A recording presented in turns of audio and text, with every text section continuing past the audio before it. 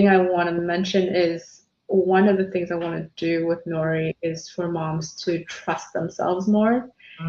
Because one of the things that I noticed a lot of the times, like especially with first time moms, is they will say, oh, like what, like, you know, my baby's doing this, like what do you think I should do? Like, you know, they're asking all these questions out of, I think, desperation, but I think some of it is also out of that they don't trust themselves, like they desperately need.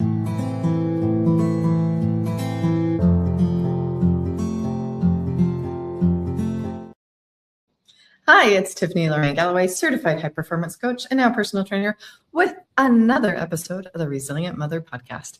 This month, we're talking about resilient identity, and I have Jiemi with me here today, who's developing a platform to support and help mothers. And I thought it was a perfect fit for this month with motherhood, identity, all the definitions of that are out there, and another tool for you to help you have happy mothers, happy children, and happy homes. So Jiemi, thank you for being here. Please tell us a little bit more about you and what you're developing. Yeah, really glad to be here. Thank you, Tiffany. So Jiemi Gao, I'm based up in New York. I have two children, 6 and 2. And I am currently building a platform called Nori, which is a mom support network. Essentially, it started as a mom mentorship platform where, you know, moms can go on and find mentors, have one-on-one peer-to-peer conversations.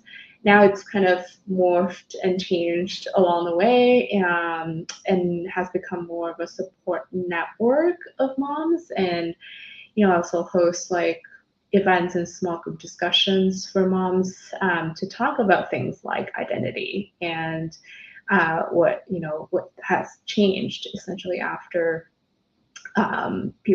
after women become moms. So really excited to be here to talk about all things motherhood. Is there something special behind the name Nori that you gave it?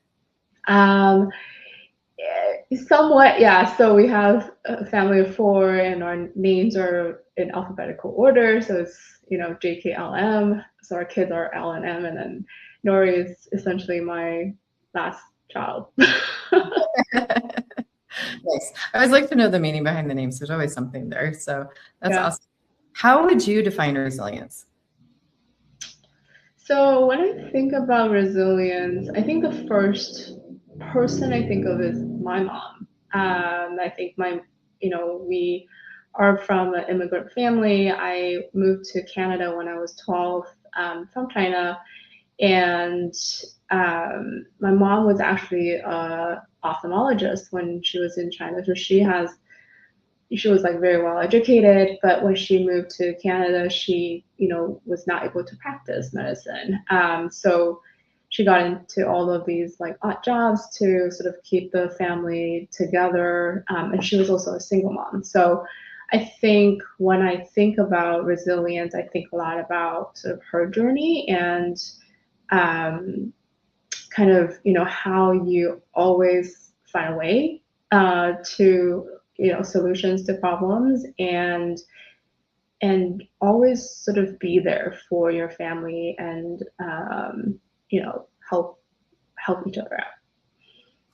And I can see how that complements what you're doing now and the work that you're doing. When did you decide, hey, I got to make this happen? Moms need more support. I kind of feel that way about my podcast, where I was just like, I can't find the community I want. I'm going to make it. So yeah, I think that's exactly it. I was one of the first people in my friend circle to have children.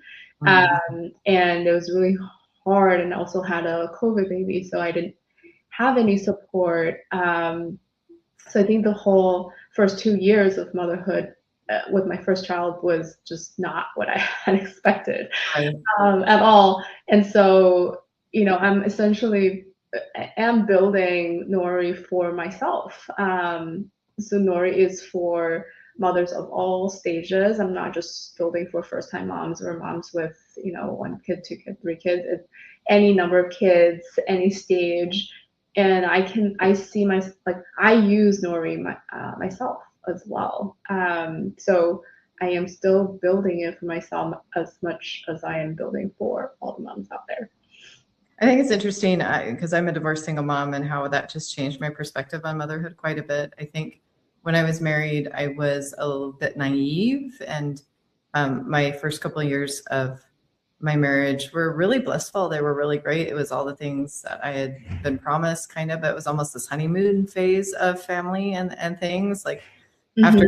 the whole honeymoon thing, although we did get pregnant pretty quickly. So, but it didn't take very long, even on birth control. So it was going to happen one way or another. So, which we welcomed. But after that, it just started kind of falling to pieces. I saw it way before he did. And but I fought for it, right? Because I have kids, right? Mm-hmm. My view of divorced moms, my view of single moms, my view of birth moms, foster moms, surrogate moms, just kind of broke wide open. And I realized how much there is not support for every mom that there should be. And hence the Resilient Mother podcast was started for that reason, and to share my story, because I felt like somebody else out there might also go into motherhood, expect the happily ever after, maybe know that marriage and stuff is going to be work and families could be work, but it doesn't work out the way that they hoped it would, or in the timing that they would like it to be, or the children have complications. Mine certainly have had some that we're overcoming now and finally gain answers to, that were such a struggle. And when you have a child that's hurting, it affects your motherhood, because when they hurt, you hurt, they're like little versions of your heart and yourself out there in the world. And you just want to shelter them, but at the same time, you want to build resilience in them. And so, yeah.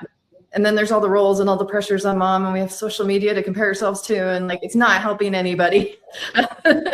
And the place where we can just be positive for each other is really what I wanted. And I'm glad that other people are creating it, because mothers are shaping society. Mothers are going to change the world by how they help this next generation overcome the obstacles and the new challenges that are being thrown our way.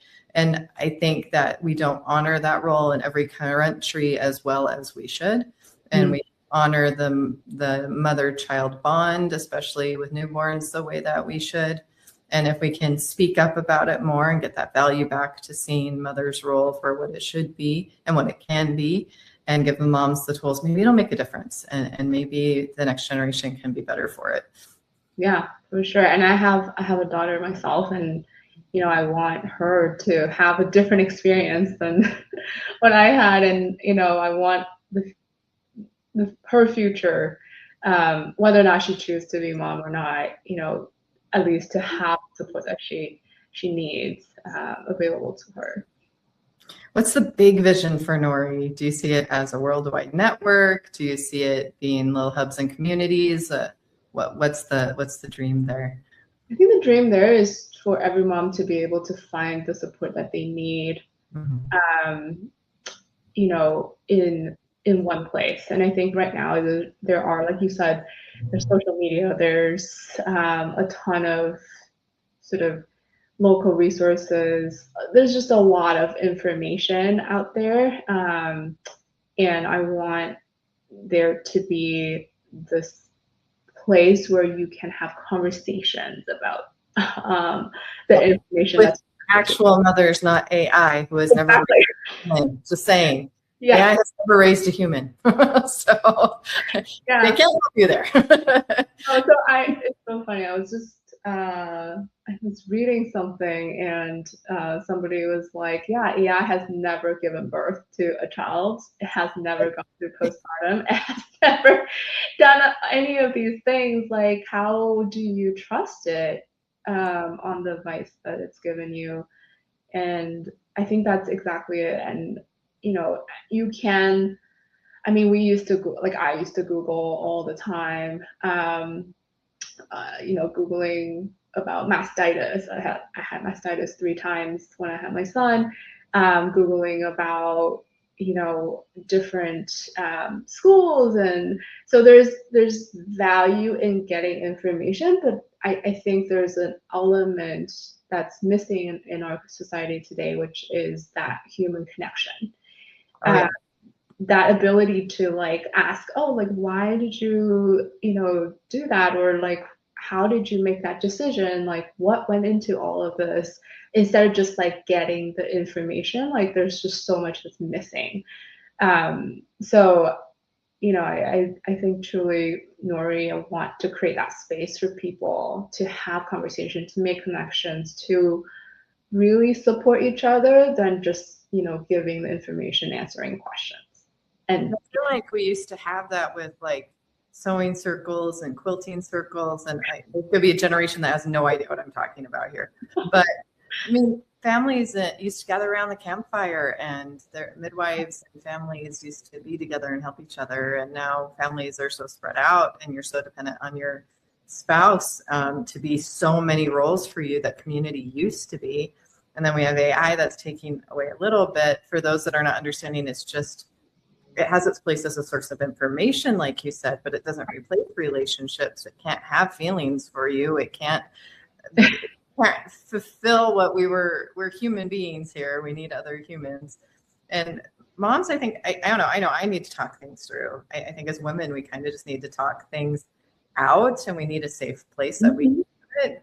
And I think too, just mothering has changed. The challenges are totally different. My mom didn't deal with technology. I mean, computers were barely in like end of elementary school into middle school, high school, college for me, and the tech that's right there for these kids already, the information that's available. And we're dealing with struggles with like brain rot from those that let the kids have the phone and have screen time too much. But yet as a single mom, sometimes I need that help so I can get things done, and the guilt that shame that might come with streak time. Am I not giving enough screen time? Am I using AI? Should I not use AI? Should I teach them about AI? What is AI going to do? Am I going to have a dog robot in my house soon that's AI? I don't know. I feel like there's this ever-changing landscape right now. And there's some misinformation because the people who hold the power for some of the development for that is not really sharing responsibility with everyone to decide what we're going to do with this new technology that's coming. Mm-hmm. I was just listening to another podcast or something on one of my feeds because I get a lot of personal development stuff, and they're just comparing it to the industrial age. The industrial age, we all kind of helped each other decide how that was going to benefit the world and society and jobs and everyone. But with this right now, it's just taking off, and like nobody's guardrailing it. Nobody's being held accountable for where it's going and what it's doing, which is terrifying, especially with kids and images and what can be done with AI with children's images right now is like a huge concern, because it just seems like nobody's stopping it. They know what's going on, but nobody's doing anything about it, which doesn't make any sense to me. And it terrifies me more because in the United States, it's actually more prevalent than outside. Like I don't know at what point we stopped valuing mother, family, children, and holding them sacred and holding some accountability for doing harm to them. It seems like there's just such this focus to, get ahead, be ahead, have the things like, I don't know, and stay on top of what's moving so fast. Like the people are worried about having income right now, about basic needs, let alone taking care of family. Can I have kids? More women in their 40s are having babies than teens right now. Like our population is going to shift in a very strange way here. And then children that are being born older are ones that have more of the special needs. So now we have a special needs push going on, and we have a generation that is not as intelligent as the last one. Like as a mother, I have a lot of concerns because what is this world my kids are growing up in? And some people are just like, I'm not going to have kids because they're completely freaked out about it. Right. Yeah. But we've been freaked out about every like advancement, technological age around the way, or a world war. Like it's no surprise that there's a challenge for humanity here. Like that's always going to be there. Yeah. A way to overcome it, but it may not look pretty along the way, somewhere along the way, but we'll get there if we choose to get there. I feel like if we do nothing and we don't have kids or we don't have moms, so like we're kind of giving up. But we should be fighting for it. We should be fighting for the world that we want for our daughters, for our sons, for our communities, our families, and worldwide, because we're so connected. We can actually do a lot of good if we'd make that effort to use the worldwide connection. That's why I like the idea of networks. That's why I like the idea of podcasts, things that bring us together from all around the world to realize we are all after the same things. We're all after our families, those that we love, having the best opportunity to reach their full potential and make their mark on the world in a positive way. And the negativity and kind of the, gloom, I thought was just in the last town I was in during COVID and everything. And then I moved and I realized there's still some of that in some places. Yeah. I think the fight right now is just like to be positive. Yes, we have some obstacles. Yes, we have AI. Yes, we have this going on. What are you going to do about it? Like, what are you going to choose to do? And how are you going to have your children choose to fight for their mind and their health and basic needs are pretty much met in the modern world areas. And there's this comfort level and there's almost this complacency of what is life right now in the world. But it's really a fight for our mind, our thoughts, our health, and almost our souls in a way, because it's so much of the internal world that we're combating with this fight for our attention. And so I think it's a different set of tools that mom needs. Like I've had to study some psychology, I've had to study some personal development, self-compassion, and then like child development. Like just I arm myself with a lot of different ways to understand that inside world. So I was doing the work myself. Yeah. And then as I've done this podcast and as my kids have had their struggles, I've seen even more how important that inner work is, because what you build inside yourself, nobody can take from you. No matter what the world's going to throw at us. If I'm firm in my faith, if I'm firm in what my core values are and who I am, nobody can do anything to me to knock me off course. Yeah. And I love that. Yeah. to see resilience as like someone can try to knock you off course, but like you're so inside that you can't get knocked. So yeah, no, I think that is so true. And I think all of the things that you talked about, the changes, the technology, sort of what's out there in the world, all of that I think to some extent is influencing the way we think and we make decisions. And the thing I want to mention is one of the things I want to do with Nori is for moms to trust themselves more.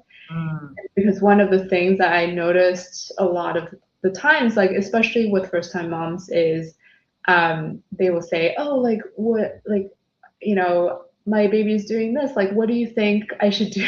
Like, they're asking all these questions out of, I think, desperation, but I think some of it is also out of that they don't trust themselves. Like they desperately need, and I think we are living in the world of experts right now, right? Like there's experts everywhere telling you should do this and you should do that. You should like talk to your child like this. And but I think every child is different and every mom is different and every family is different. And there's yes, I think all the things that you're saying is different than what I'm saying, in the sense of like you are doing the self work, you're absorbing the information to process it yourself so that you're more sure of what you need and what your family need, and you in a sense is trusting yourself, right? But I think a lot of the times people are just taking the information and using it, and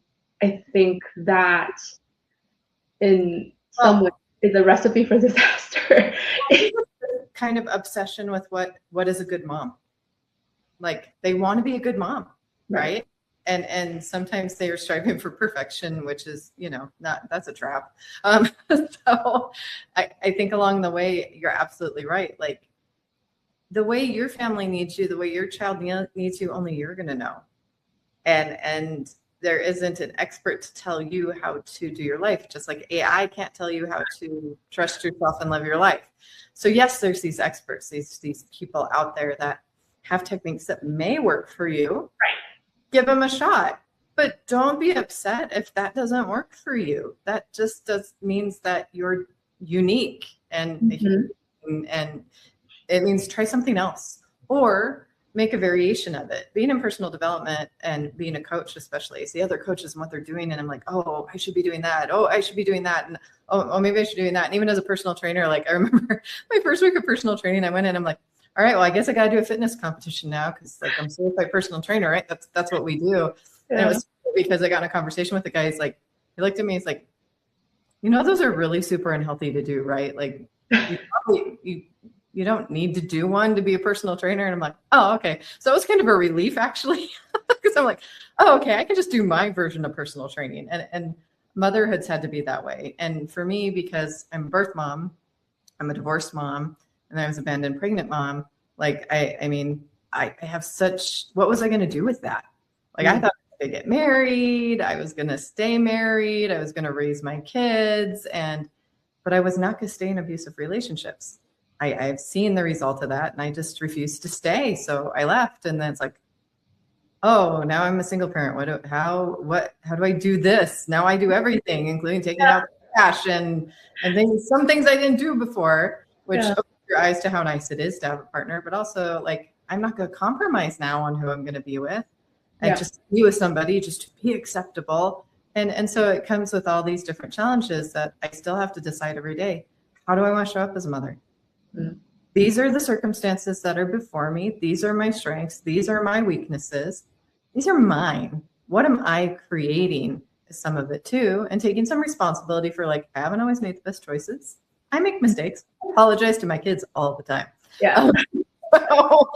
But I get to enjoy it if I choose to, or I can get so caught up in what I think it should be. And this is going to be life devastating if I get this wrong. I mean, I remember being the first time mom and like, you can't touch my child. You have the hand sanitizer, and I'm not going to use the microwave and all those things. And single mom came, and I'm like, and third kid came, and fourth kid came, and I'm like, yeah, let them roll in the dirt if they're gaining immunity. Yeah, we're going to use the microwave. I don't have time. Like, like it was just became different priorities. It was more about, that was nice when I got to be at home mom and I got to have the luxury of having a few, the time choice a little bit, like gives you more options. And it is better to have a mom and a dad at home. It is better to have those things. But if you don't, you just got to make the most of what you have and then pick your battles. I literally cannot do everything. Sometimes the house is a mess. Sometimes that garbage doesn't get out right away. Sometimes it breaks open and I have a huge mess, but the biggest thing to me is making sure that my kids feel loved, that I care, and that I'm there for them.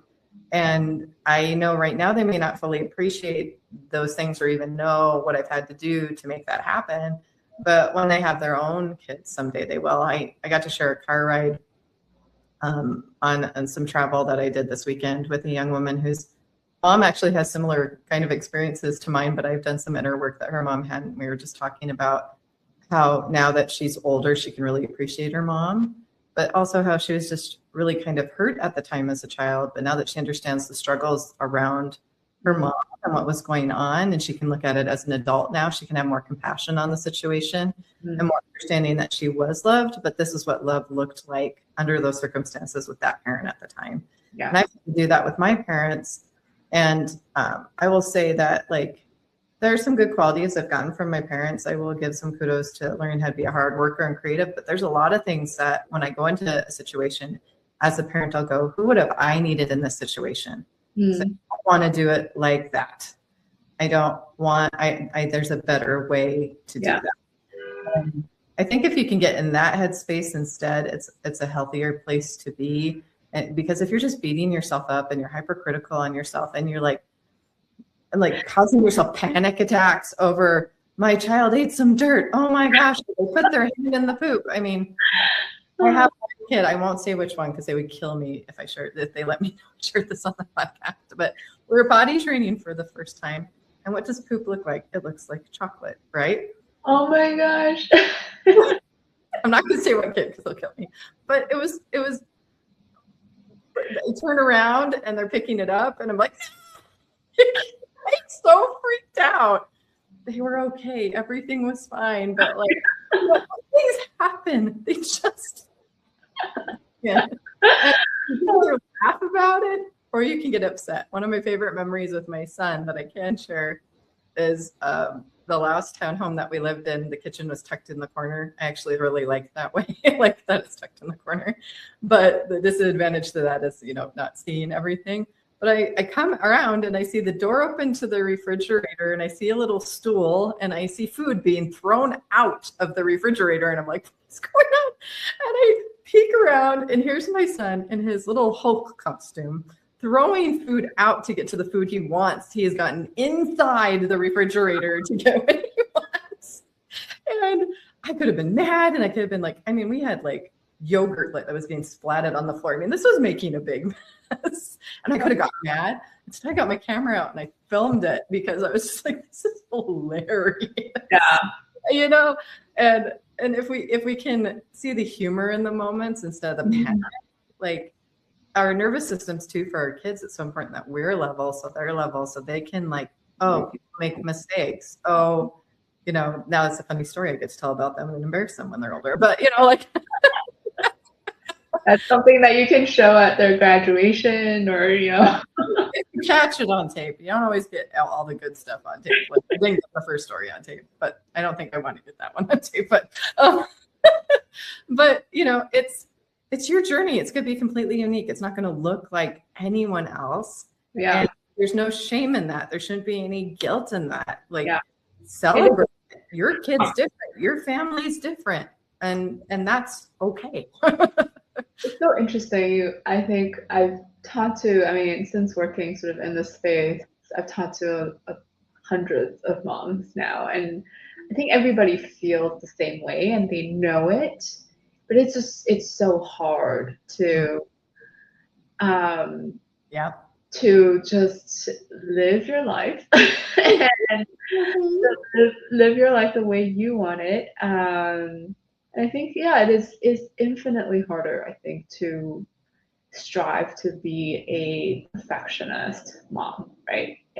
Like you said, you don't appreciate sort of the humor, the moments, sort of the the mess, like you don't embrace the chaotic life the same way, and you just get stressed out. And I mean, I used to get it like really stressed out. I think all the things that you talked about, like eating dirt and all of that, like I think I used to be like, oh my God, like what are they doing? And I like wipe their hands, right? And now I'm like, it's okay. Like they're gonna be fine. I've seen them doing it. I've seen other kids do it,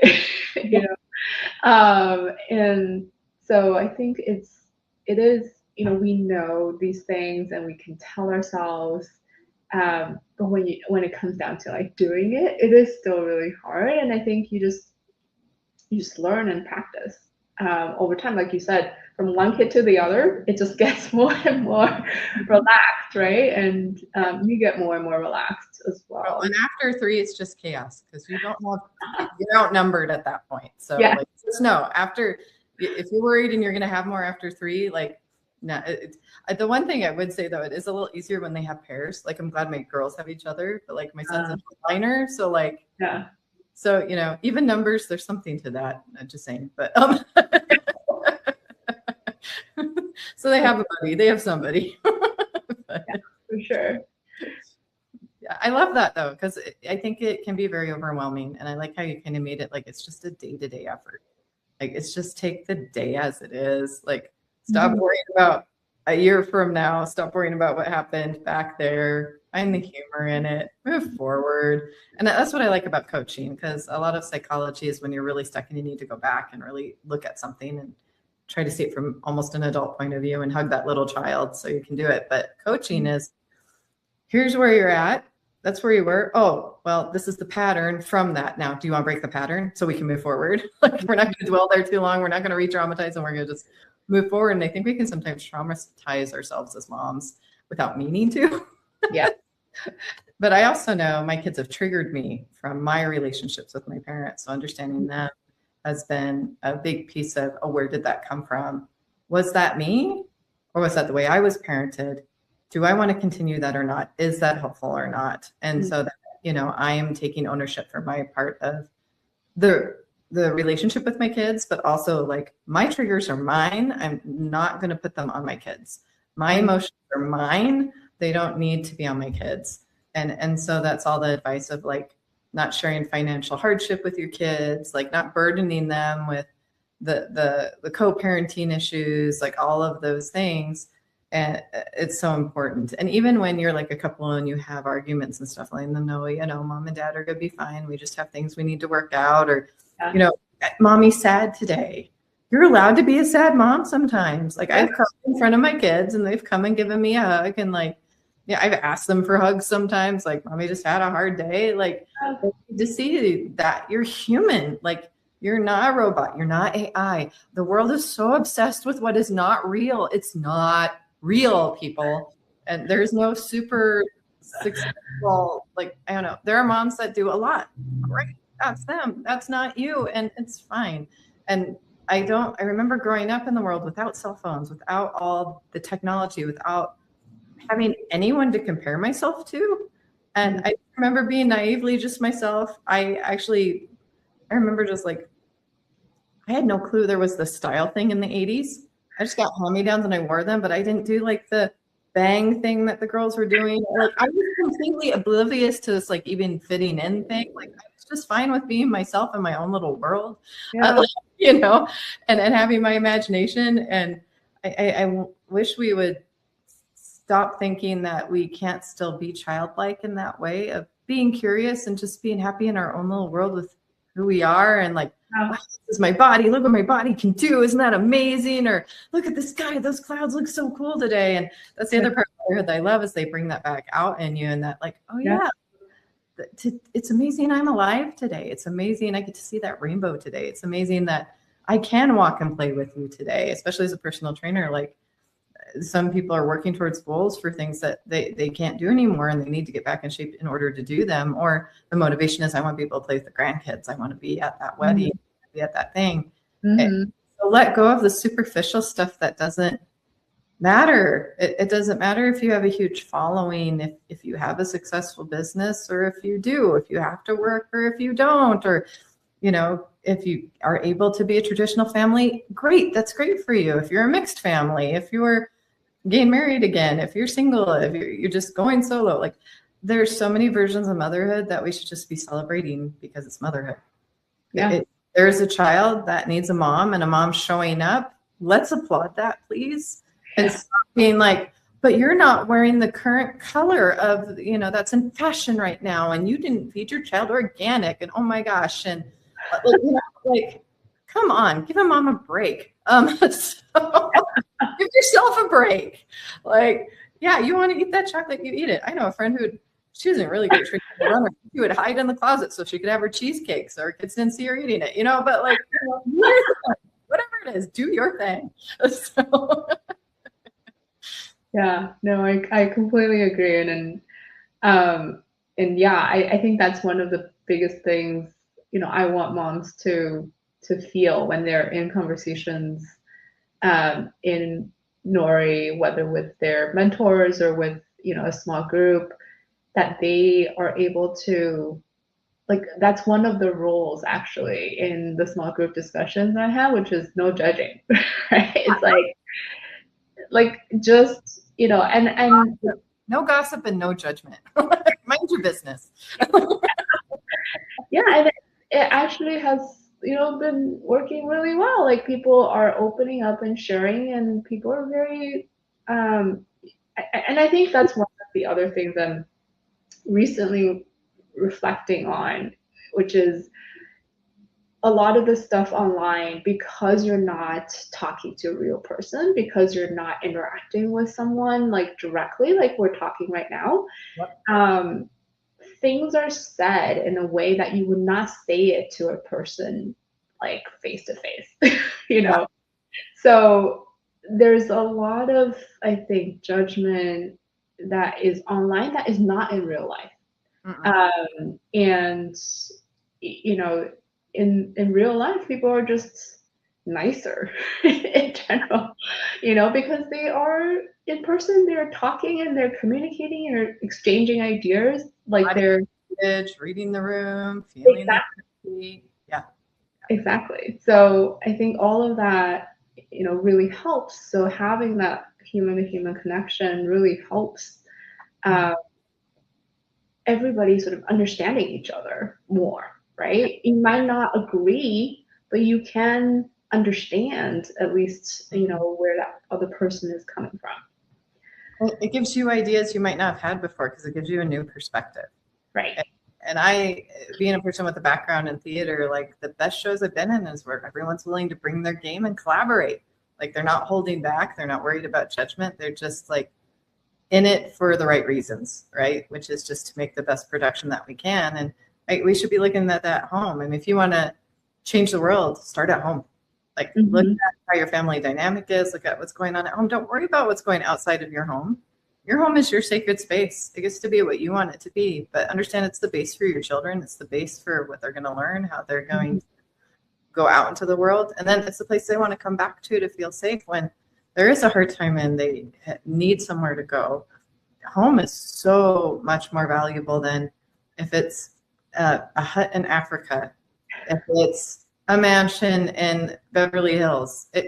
I right now kind of feel like we don't have a home. We're kind of floating. We're kind of renting. I don't know if we're going to really settle and have the traditional home again with the way the housing market is. I just don't know.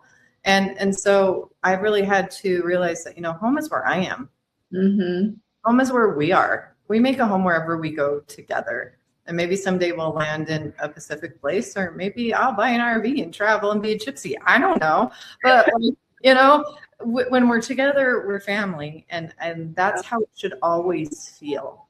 And if you accomplish that, you've accomplished something that everyone else is striving for that may just be putting on a show. Their home might be a hot mess. It may look so great on the outside, but every family has their struggles and their problems, and some are much better at hiding it than others. And so what we see, again, is not real. We don't know the whole picture. And the problem is people aren't going deeper. So anyone that is doing a network like yours that supports us getting deeper into knowing each other, we find that common ground. We find that new perspective, but we're not going to find it from click, scroll, click, like. Yeah. We're find it there, people. And we're wasting hours there. And we're retraining our brain to do quick judgment. And then we're taking that into everyday life. And we're wondering why the next generation is screwed up. They're not thinking deeply. They're like, I like that person. I like her. Like then that they take that same scrolling mentality out into the world, and it was never meant to be that way. But so explain your services a little bit more. I understand that we can meet in groups, that we have mentors, but like explain a little bit more to me. And then since we're getting towards the end here, like where somebody signs up, what the process is, and those kind of things, so they can really understand what you're doing. Yeah. So, well, first of all, Nori is a free platform. So everybody's, it's free for everyone to join. And when you join, you have two options. And you can be a community member, which that's the free option. And you can be a mentor and a mentee at the same time. So you've essentially volunteered to be a mentor to help others, right? And right now, 100% of the members are community members. You have the option to opt out of the mentorship, so not be a mentor, and that is on sort of a $10 a month, $100 a year kind of subscription, and that's for people who don't have time and they are maybe struggling a little bit and just want to get the help. So that's where that come in. And once you get on the platform, you can search for different topics. There's about 350 topics on Nori right now that are related to motherhood, all the way from fertility, pregnancy, birth, postpartum, to way beyond. So there's moms who have teenagers, who have adult, like grown children, and any topic goes. And if you think of something that you are struggling with right now, you can probably find it as a topic. I love that idea.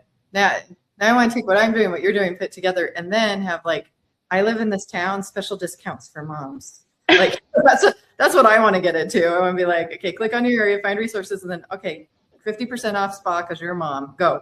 Like. Well, eventually, I think there will be that on Nori as well. But right now, it's really focused on sort of the mentorship aspect. Right.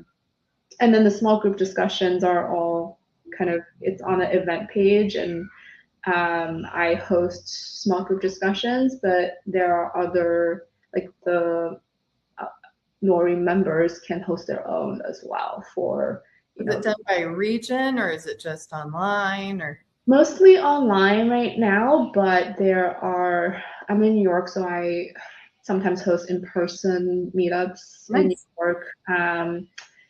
Not next week, but 2 weeks later, we're hosting a screening for this documentary by Mom First called No Country for Moms. So that's a in-person screening, and I'm partnering with somebody, and we're hosting that in person.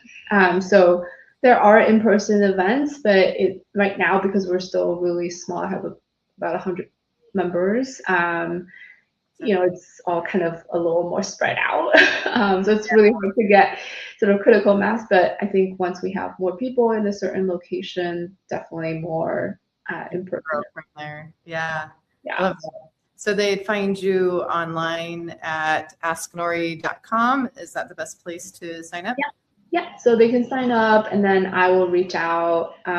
Personally, I do one-on-one onboarding with every single person. So I get to know them a little bit more and sort of understand what they need and sort of point them to the right groups or the right resources, and go from there.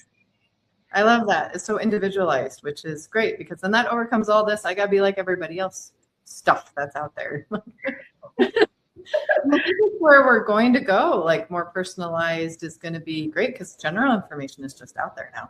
You can get general answers to things. So now it's more of this wanting, and people are trying to get that with AI, and they're trying to get that with all these tools of like this very personalized answer for you. But you have to feed so much information to it to get that. And even that is off a little bit.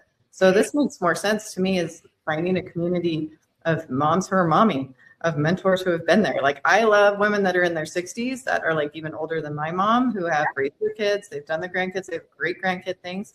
And they have good relationships with their kids. Like I am looking for, they've been there, they've done that. They can give me some sound advice, right?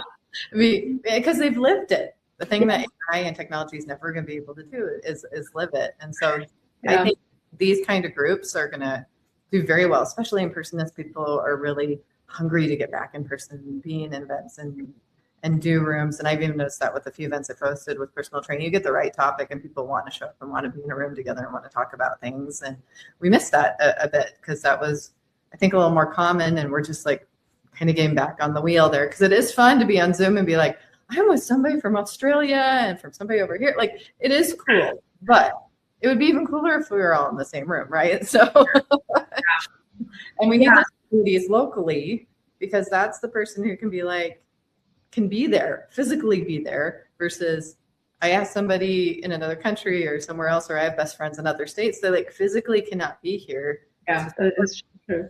And it's vice versa. Like if you need a friend, you got to be a friend. So if you're like, I have no mom friends, well, are you being a mom friend to somebody else? Because if you're not, guess what? It's not going to happen. It just, the friends don't just fall from the sky when you're an adult. So. Yeah, it's so much more of a, reciprocal relationship. Like definitely. Yeah.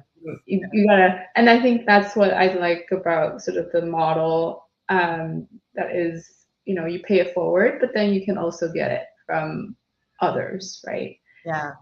Yeah. So community, and maybe at the point, oh, I do have something I can mentor people on. Because I think people don't realize you have enough. You don't have to be an expert. You just have to help somebody who's like you 2 years ago or someone who's you 5 years ago. You don't have to be an expert to mentor somebody.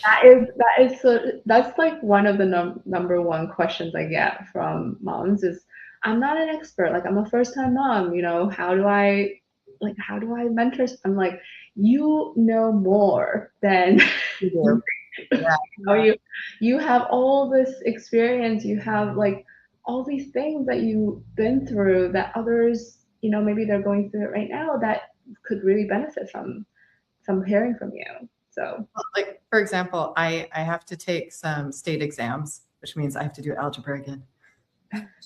I thought I was past that. I struggle with the algebra. And so I reached out in my church group and found this mom, and she homeschools, and she's like, I'll help you study for math and whatnot. And like, we just sat down for one of 2 hour sessions, and like, she was telling me and teaching me stuff that I'm like, why did no one point that pattern out to me before? That makes so much sense now. Algebra has not made sense before. Wow. Like I was just amazed. Like there's hidden gems and people right in your community, in your church. They're right there. But like, so like it kills me like when we had the in America, the food kind of scare when SNAP shut down and all these different things. And it was so great to see these like people realize my neighbor might need help and make pop-up food stands and stuff. And it's like, have we forgotten that like, who's your neighbor? What are they up to? What are they doing? Who's that other mom that's 2 apartments down from you? What does she need? Like, you know, those kind of things. And I know I can do better at that too, because it's really easy to get just kind of in your own little world today and be busy. And as a single mom, like I you know, I make time where I can, but I've got to prioritize what, you know, gets to my goals right now. And then I do hope to like do more like, hey, other mom, you want to go to lunch? Can our kids play at the park? Like I want to get to that place, but we each have a chapter in our journey that we're on, and we just got to respect where people are at, but not just like, I don't want to take somebody on, or I don't want to bother my neighbor. Like who doesn't like a little note or a little like, how are you doing? Like, what are they going to do? Unlike you? I mean, like, I feel like everyone's so worried about offending everybody that we don't even try to do anything. So. Yeah, no, it's hard. I think it's getting harder and harder for people to connect offline. So we gotta really practice that muscle. Yeah, and I could do the thing of like, I'm a single mom and I can't be friends with a married mom because they won't understand me. I could do that. You know, I could use that as an excuse, but in the end, they have kids. I have kids. Some of mine are older than theirs. I might have a little bit of something to give, and I have a different experience that might make them appreciate what they do have. How is that a bad thing? But I have a hard time believing there isn't somebody who crosses your path for a reason and you don't have something to give, or they don't have something to give you. That's what makes us beautiful and amazing human beings, is we all have value. We all matter. And we need to teach our kids that, or they're going to be even more disconnected in this world today if we don't teach them how to like go out, volunteer, help, serve other people. I was shocked to learn that the number of volunteering has just dropped significantly in the world. And I was really surprised to hear that, because that's very much a part of my church culture. We always have volunteering things or opportunities to go do, and people don't do it anymore. It's almost like because, I wonder why that is. And so I think, you know, yes, mothers need help, but like you may be that person who could help that other mother, and you both benefit from it. You'd be surprised. And maybe not everyone's a fit for each other. And I remember being in a community where they assumed that was possible, but like everyone was older in my church ward in that place, and there wasn't anybody else who was raising kids my age. And like it was harder in that situation where online became easier. So I do think there are those cases where maybe there isn't a mom just like you, but try anyway. Like just try, because now in my new community, I'm surprised what I've been able to find. And some of these women are real gems, and they really became really precious to me as I allowed them in, and they've allowed me in. And could somebody hurt me? Sure. Could somebody betray me? Sure. But like, if you don't take the risk, that's part of love, human relationships. You can't, you try to avoid it, you know, then you'll never be able to build any relationship. So don't come to me and say, I have no mom friends, if you don't give me the list of the things you've tried first. Like you got to show me the work first, because in this day and age, online or in person, like there really is no reason not to connect. I think we just are. I don't know what COVID did that made us all so scared of each other, like the masks, not seeing each other and humanizing each other, technology and humanizing each other. We're still flesh and blood. We still need each other. We still need a hi, a hello, a smile, a how are you doing? And we really got to teach our kids that, but we got to teach it by example. And so if you don't have the community you want, be like us, go make your own. Like if you can't find it, go make it. Like don't wait for somebody else to do it. You do it. Thank you so much for being here. And I am sure listeners will get something to add this, or, you know, I'm going to be like, hey guys, you got to message me and tell me what community you built, or like that. Who did you go check on? I want some accountability here. You let me know in the comments. Like, I want to hear what you're up to and what you would like and what you're looking for. What are you hoping to create? and maybe your kids do the same thing. It would be kind of cool if something came of that too. So yeah. Thank you for helping me support mothers on the Resilient Mother podcast. And you know where to find her. So go find Nori at asknori.com, and Jiemi will hook you up and get you all set. So thank you. Thanks. And we'll see you on the next episode of the Resilient Mother podcast.